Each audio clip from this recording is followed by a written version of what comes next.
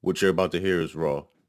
These are honest conversations about healing, mental health, and the weight we carry.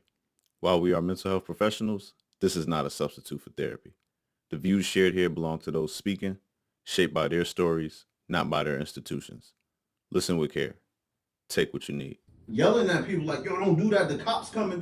They looking at me like I'm crazy. That's literally the environment change. Right. Open your mind. That's to me, that is the concept of therapy to a lot of people. They're like, nah, you want me to sit in the car and embarrass myself? How is it supposed to go? What you want me to do?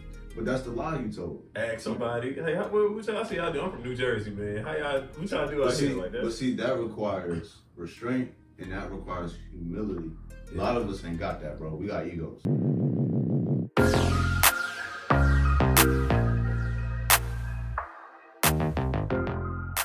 Alright, what up, y'all? Welcome back to Shift to Heal podcast. I'm joined here with my man Terry, my man Justice over here. Alright, we coming trying to make some differences, make some changes in mental health. Today, we're gonna be talking about why people say they don't need therapy and what that's gonna look like. We know the kind of stereotype or the bad stigma against therapy within our community, right? A lot of us just personally feel like we don't need it. Therapy isn't important. I'm not insane. I'm not crazy. Ain't nothing wrong with me. I'm good. I ain't got no mental issues. But it's deeper than that. It's a lot deeper than that. What I like to tell people, especially when they, tell me they don't need therapy, I like to remind them that mental health is a real thing and it's just as important as your physical health. Every single year as a person, you're supposed to go in for a checkup to make sure that everything is all right in your body. Even if you don't feel like nothing going on, even if you ain't got no headaches, your tooth ain't hurting, your heart ain't beating weird, even if you don't have any of those weird feelings, you go in for a checkup. Why? To make sure everything's all right. Mental health is the exact same thing. You may feel wonderful. You may feel amazing.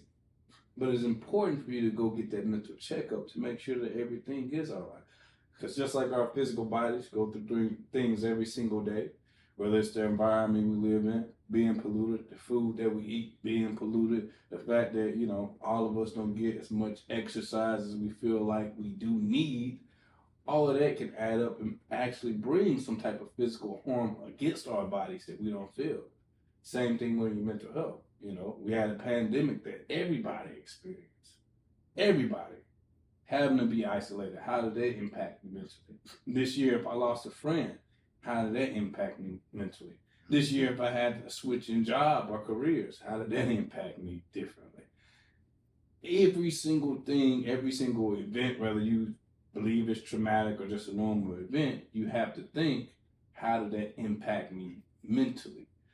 Because if you neglect the fact that, you just believe that I don't need therapy, I'm all right mentally, it's not until you actually have what we like to call a mental breakdown, then now I am being deemed as crazy. Now I am looked at as needing mental help. And you will wait it to the point of your breaking point to finally seek help when you shouldn't wait that long. You need to go in before you actually hit that breaking point. But why are people not going? Like straight up, when you brought that up about going to the doctor once a year or whatever, however often a year, right, to get your checkup, and even if something's not wrong with you, you still go to see, they do your blood work and everything, because maybe some things you can't see. I think people know. Like when they got some issues with mental health, they know. Like they're refusing to go. Like they know they got whatever. If it's they know something going on. They know they struggling with something. They drinking more. They doing this more. They involved in all these other things. So they know what's going on. What was you saying, Justice? What was that question again?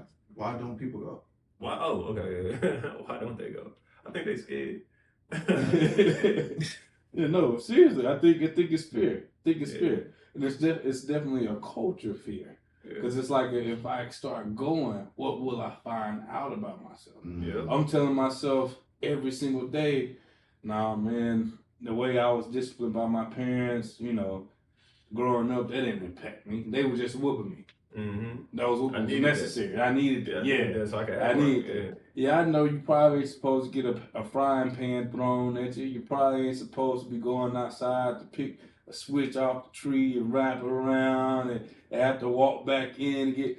Yeah, I know that's not maybe what was supposed to happen, but I needed it. It was maybe what I am today. And it's like we find so much strength and pride in our struggle, right? And the things that we overcame, that we start to look at our struggle as that fuel to fire us, that motivation, right? And so I don't want to heal from my trauma because it's what makes me me. And I fear how I'm going to be after I heal.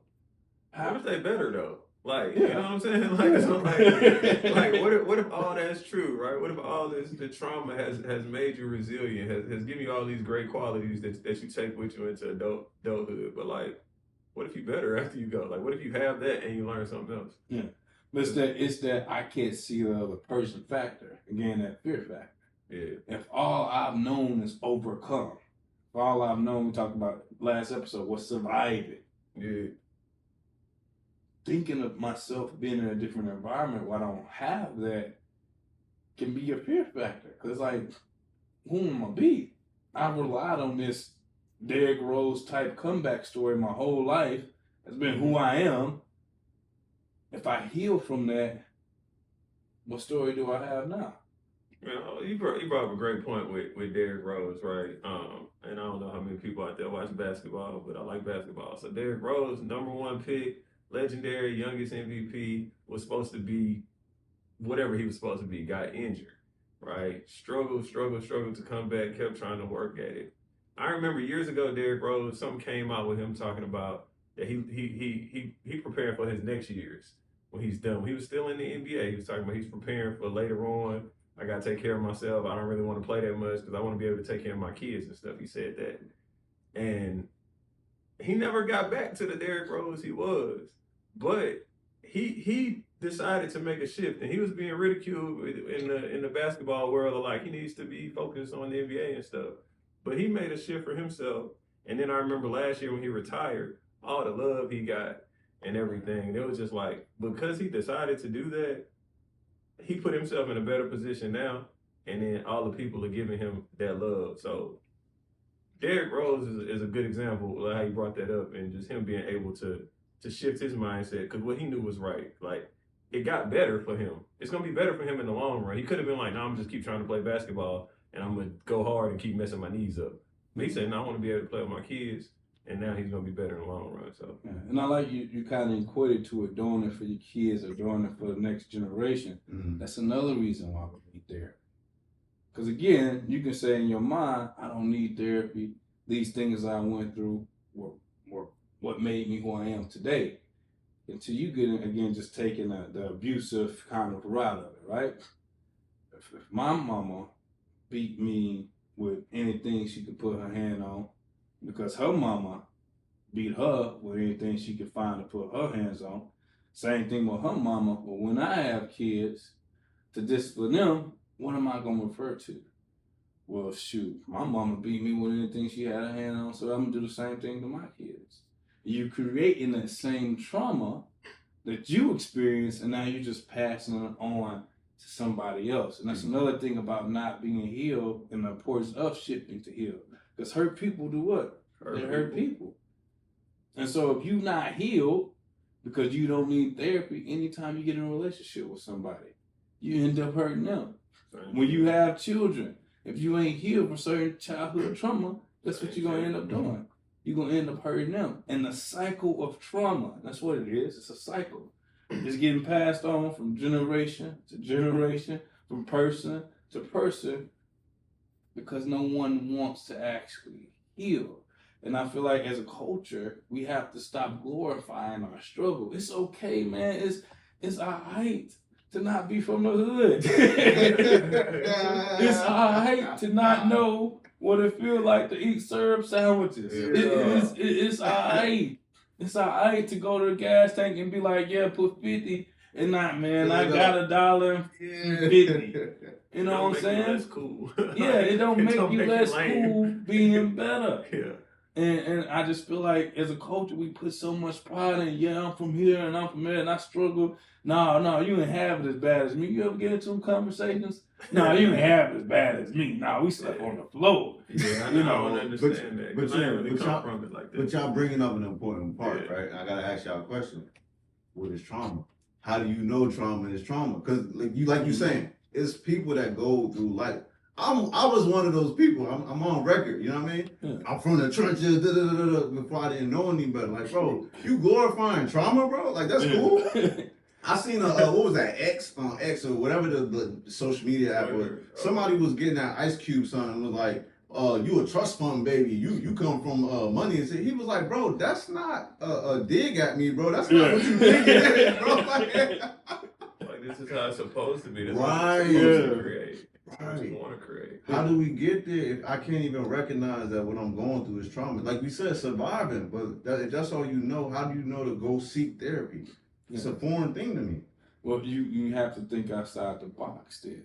You have to view what you're going through from a realistic standpoint instead of viewing it from what your culture is telling you how to view it. Perception is reality. Yeah. Perception is reality. If I tell you every single day from the time you're 1 year old that the sky is green, the sky is green. Every day I'm telling you the sky is green. You can look at the sky and see it's blue all the time, but my mama, my daddy, my cousins. And I'm getting my ass whooped. Yeah. I say it's not green. Oh yeah. So it's green. So it's green. That's what trauma is.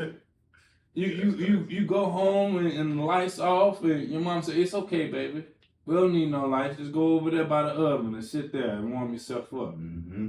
You don't know no different. You don't know no I different. think to add to what Justice was saying, I think you have to put yourself in different environments Mm-hmm. because whatever is like great and super glorified in your environment, you got your hood, tatted on you everywhere. If you go somewhere else, they don't know where that's at. Yeah. They don't know none of these people, so they're not even, like, it don't matter. So I think like when you put yourself in different environments, you take yourself out of where you're comfortable and just go somewhere else. Like if that's available to you, 'cause I know everybody can't do that, right? Yeah. But if you can just go see something different that you ain't never done before, never seen before, you'll get a little bit of a different perspective. You might not know that was trauma. You ain't know. You thought everybody was eating served sandwiches. Yeah. You didn't know that people wasn't eating that, but you get around other people and you see it and you're like, oh shit, maybe there's a different way.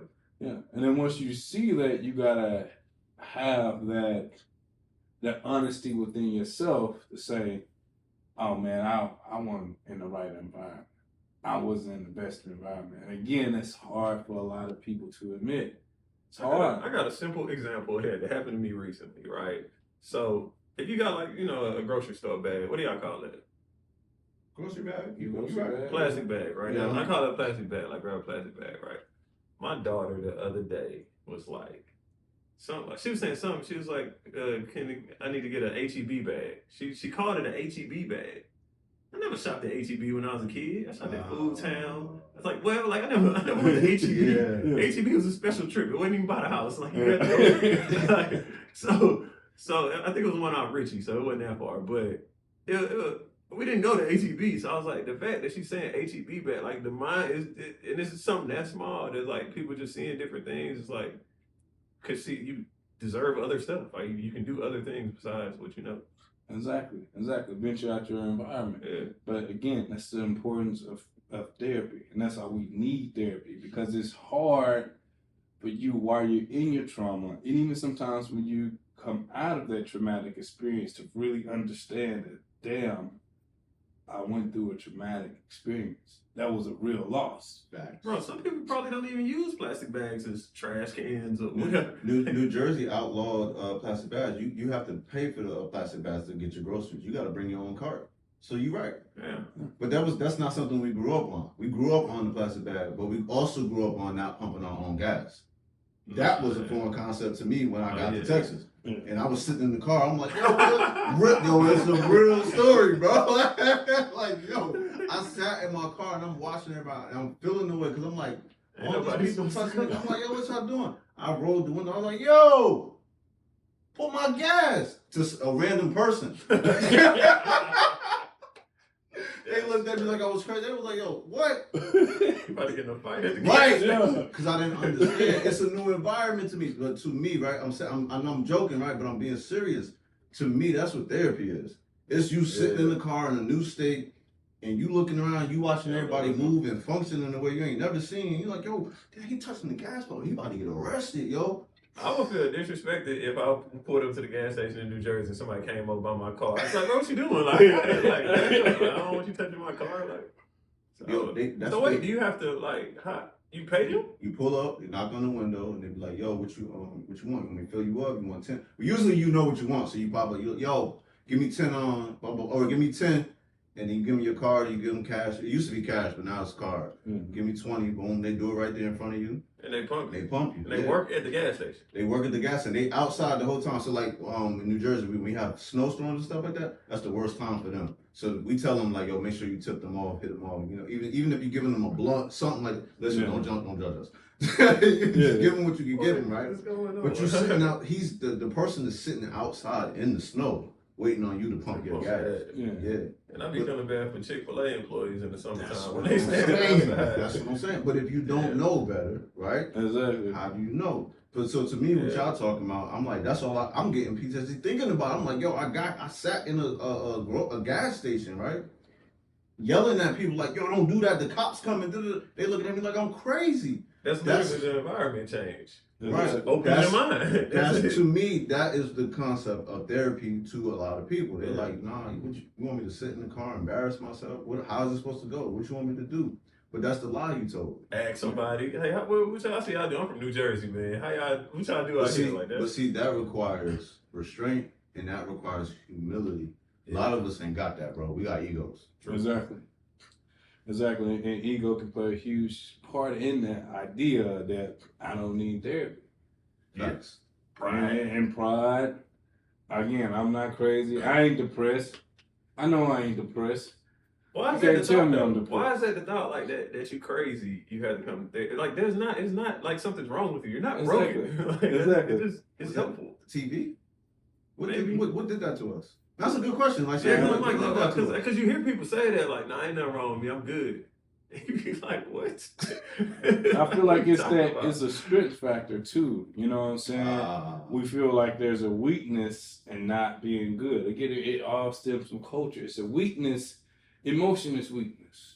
Okay. Being emotional is weakness. So if I say I'm depressed, I'm afraid my family, my friends are gonna look at me as weak. Mm-hmm. You depressed? What you depressed for, bro?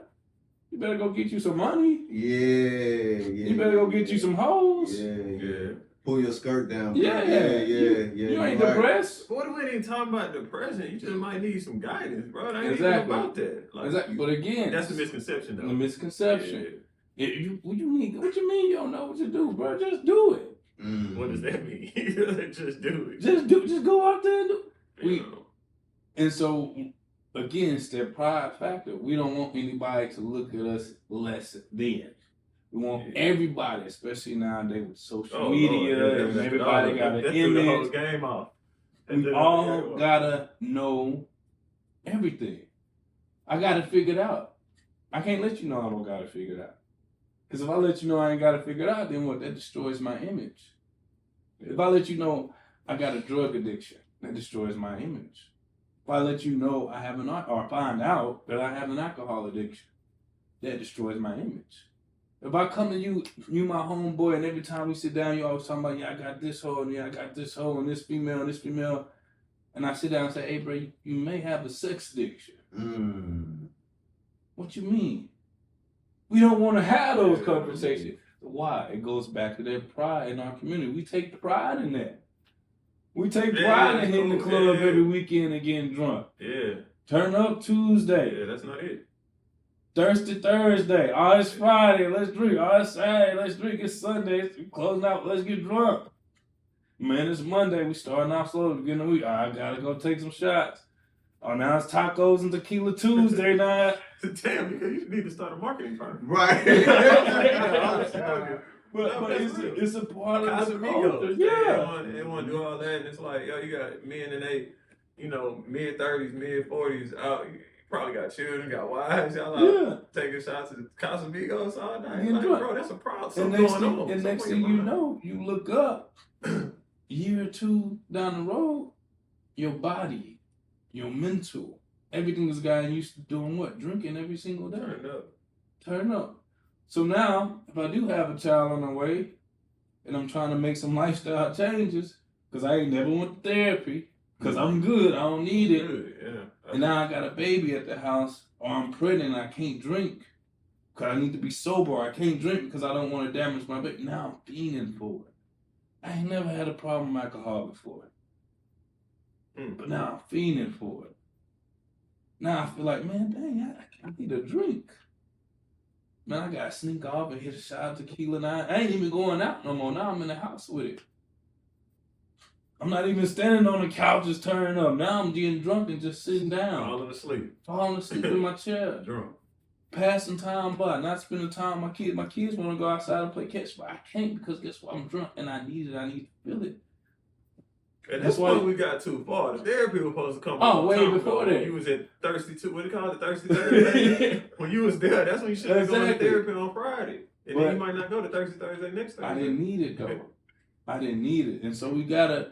It's certain, and a lot of times we don't want to hear it because it's a tough conversation. But certain things that are embedded in our culture, right? Certain things that we take pride in our culture. Part of that is trauma. For sure. Part of those same things are destroying us as people. So we got to get to the place where we recognize that, open our eye up, and be like, man, maybe I don't need to be going out drinking every single day. Maybe that is a problem. Maybe I shouldn't have 10 hoes on my roster. Why I need a roster for? Maybe that is a problem. Maybe I do have a sex addiction. Why I can't feel like if I try to sleep at night by myself, I find myself 1 o'clock, 2 o'clock in the morning texting 5, 6 different females. Why I just can't go to sleep? So look, that person, right? Because that's kind of what we talking about. Like I don't need therapy. They already think they don't need it, right? We figure that everybody could benefit from it. Everybody could get some type of guidance or just a accountability partner or whatever, right? Yeah. How you get that person? I don't know. Either one of y'all, right, can answer this. How do we get them from I don't need it, I'm turned up on Casamigo, I got all these hoes, I'm doing all this. How do we get them to say the realization that you're talking about would be like, let me hit up all this week, or let me hit up wherever they feel like they found some like-minded people. Green Shore. Mm-hmm. Let me real quick. You find a Terry, you find a Jonathan in the real world. Not in therapy, in the real world. And that's where y'all are important. That's where I'm important when we outside. That's why this is important. What I'm wearing is important. For me to y'all, I wear this every day. Only day I don't wear it is on Saturday, but that's religious reasons because I believe my Saturday I can't be working. So I'm outside and I walk around. I have to consciously smile. Yeah. I'm not a smiling dude. You feel me? Yeah. I'm a smiler, man. Oh no. Let me smile. We got you right, but you're right. Again though, see, you're further along in your shift and your healing than I am. You see what I'm saying? Yeah. My trauma is different than your trauma. So I'm not allowed to smile in my situation. So I gotta remember that I'm actually thriving now, which is survivor's guilt, survivor's remorse. We're not there right now. We're gonna get into that in another topic. Yeah. But what I'm saying is you're going down this journey, right? And you have to represent what we want to see. So if I'm walking outside, HEB, right? And I see a black brother, I'm like, hey brother, how you? It don't matter what he talking about. I don't care if he upset or nothing. You see the shirt, you see that, hey brother, how you? You good, brother? All right. I don't care what he on. I just said what I said to you. I just made peace with you. When I walk away from you, 9 times out of 10, because this is what we do as a culture. Yeah. He gonna go, why are you talking to me? And he gonna look back like, who that? You gonna see that? Some counseling, AUW counseling. Man, he too happy for me. Cool, right? That's one instance. I believe in serendipity. Yeah. And I'm also a guy that I got a little bit of ignorance. I will go to the third ward with my shirt, and I'll be thugging on the block with a couple of the homies. I'm not actually thugging. I'm talking, I'm dropping knowledge. We having a good time, right? I still got my shirt on, though. That same dude that was at HEB now pulled up to his block in the hood in the third ward and was like, yo, I just seen that dude. And now he might be on something, right? Hey, yo, who you? Oh, what's good, bro? Now, His big homie is like, oh, slow down. That's just. This is what he do. He a therapist, but he from that. So, unless you want to throw hands, be cool. If not, come and drop now. But that's my personality. Yeah. And somebody like that would respect me and be like, damn, you from the hood. That's how you give it up. But you be talking to people and changing like for sure, bro. That's what I do. Boom, boom, boom, boom, boom. But see, and I know y'all personally, right? Jonathan is a little different. Jonathan gonna pull up.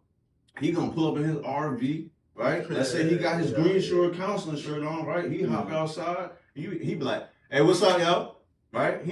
He's right. Friendly, super friendly. Right? What's up? Yeah. And the dude's like, all right, hey. But again, as a culture, what we do, we turn around, we look at the back of your shirt, right? Why you so friendly to it? When you show counseling, you gotta be the representation. Exactly. Terry, same thing with you. Whatever shirt you wear, you can embody the therapy in you. Because see, that's just how you give it up. And again, I ain't known you that long, but I do know. You say what's up to somebody got one time with you. Hey brother, how you doing? Hey man, how you feel about it? Because that's your personality, bro. You going there, right? You gonna keep walking. You gonna be talking to him. He gonna stop you right there. He gonna change your life right there. Because that's who you are, Terry, right? And by the time you're done with that conversation, you be like, so I'm a therapist. I do this, and they're gonna be like, you a therapist? Gang, these people gotta see the change that they want to see, and we're that. That's the answer to me. Yeah. We gotta be a walking embodiment of that, so that when black people or any people really, but men for real, see us, they go, nah, you can't. They gotta be scratching their chin. I love that, man. When black brothers be like, yo, you, no, that's me. I think something big about what you're saying and what people gotta do is we all authentically ourselves. Like I ain't trying to be nothing. I ain't trying to be hood if I ain't hood. You ain't trying to be something that you not. He ain't trying to be something. He out in the country chasing hogs or whatever. I don't know what y'all doing. But we're authentically ourselves, and I think that people need to be authentically themselves, so they'll be comfortable, right? They can go to therapy. Stop trying to be something you're not. Yeah. And that's how you reach people, man. I'm touching 2 points, but one, being authentic. I've been in so many environments, man, where people assume, you don't know me. You assume I'm trying to be somebody else. I remember I was working for this occupation. I'm not going to say the area or the name of the organization, but I was surrounded by a lot of older white people. And because I was dressed every day, suited and booted, got my sports coat on, got my tie, I got my loafers, I got my Cohans on, you know what I'm saying? I'm walking in every single day. I had people come up to me, my superiors, and be like, hey, Terry, a lot of people here feel like you walk around like you own the place and they don't like you. Oh, my goodness. Because you feel like, you walk around like you running stuff here. And that's not if you ever have a conversation with me, you will find out I'm one of the most humblest people you get. But because my aura, that's just how I dress, man. I grew up in the church. I grew up Kojic. We had to tuck everything in. You had a t-shirt in, you had to tuck that mug in. We in sag-out pants, you had to make sure your belt was strapped. You was called sagging out, you finna get beat. Finna get a whoop. That's how it was. I'm a church boy. So I like to be presentable. That's how I was taught. That's how I was raised. That's what I grew up into. You know what I'm saying? That's who I am. So when I dress like that, that's a part of who I am. It's a part of my culture. That's me being authentic. I'm not trying to be anybody else. It may rub you the wrong way, but I don't care. Because I'm being me, and I'm going to be me. And as far as we trying to, educate, how do we kind of get people to understand they need therapy and give them understanding what they're going through is a traumatic event, is education. Mm-hmm. A lot of our community don't have the education. There's an old saying that my people struggle for what they don't know. You know what I'm saying? It's what you don't know. I don't have understanding. Example, I'm not a mechanic, bro. I'm from the South. I don't know nothing about cars. I just learned how to do oil change myself probably 2 years ago, but I still ain't getting on the car to do it. I don't know. I don't have the education. So if something rattling and I'm driving out, my car rattling and it's making a noise, I don't know. I don't know what's going on. But somebody who know about cars, when it start rattling, they can tell you, oh man, yeah, it sounds like you need to change your axle out. It sounds like, you need some new brakes. And yeah, them brake pads missing. They rub them together. You need some new brakes. They have the education. They know. So it's for us to educate. Yeah, your culture saying getting high every morning, every afternoon, at 4:20, every night before you go to bed. That's what you're supposed to do. It's up for us to be like, nah, bro, that's addiction. The culture tell you, bro, fuck as many hoes as you can. Get out here, bro. You need to be out here. Nah, bro, you ain't sad. You need to have some hoes. Yeah, bro, you gotta get them females. You gotta have 10 on the roster. You gotta have this and that. You gotta sleep with a girl every single night. Oh, you can't be faithful. That's normal, bro. You got a problem cheating on your wife, bro? That's normal. That's how men are. Or if you don't, you lame. Oh, yeah. Yeah. But we gotta let them know, no, bro, that's called sexual addiction.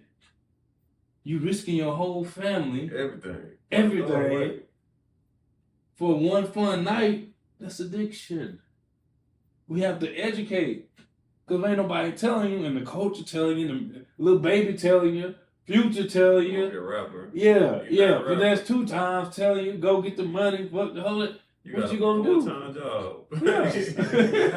You got a full-time job. Look, listen, that education, that's what y'all looking for. Man, tune into Shift to Heal podcast. We're going to provide all that. Peace out.